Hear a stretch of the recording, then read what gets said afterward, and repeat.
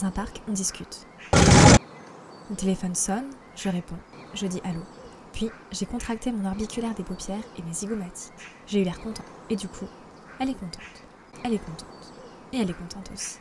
Puis, j'ai élevé mes sourcils, ouvert les yeux et la bouche de surprise. Elle a alors été surprise. Elle aussi, et elle aussi. J'ai froncé les sourcils et les ailes du nez.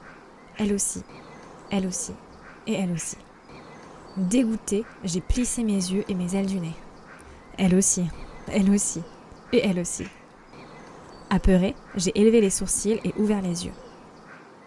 Et elle aussi, et elle aussi.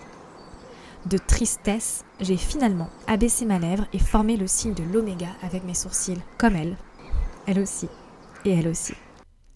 C'est fou ce mimétisme facial inconscient, automatique et universel. J'ai eu envie de travailler sur les émotions faciales. Mais du coup, le nerf facial, c'est la 7e paire crânienne qui innerve l'ensemble des muscles du visage.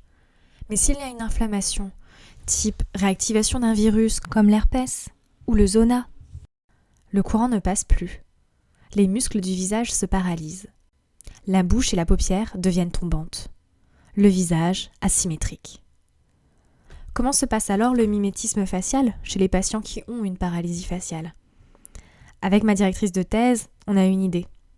Nous allons étudier la contagion émotionnelle à travers la respiration, la voix et les expressions faciales des patients présentant une paralysie faciale.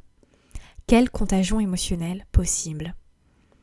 Pour cela, il a fallu étudier, puis mesurer la respiration et la voix et évaluer la production et la perception des émotions vocales et faciales, pour finalement trouver les résultats suivants.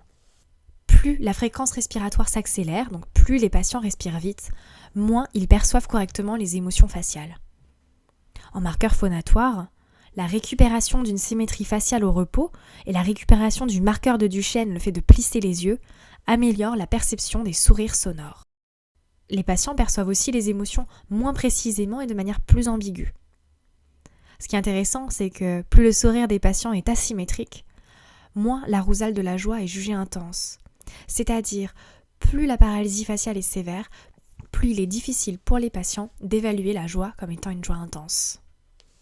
J'ai finalement développé un modèle de contagion émotionnelle spécifique à la paralysie faciale, inspiré du modèle de Prochaskova et Crête, mettant en évidence les différents obstacles et leviers de la contagion. Bref, j'ai soutenu ma thèse sur la contagion émotionnelle dans la paralysie faciale.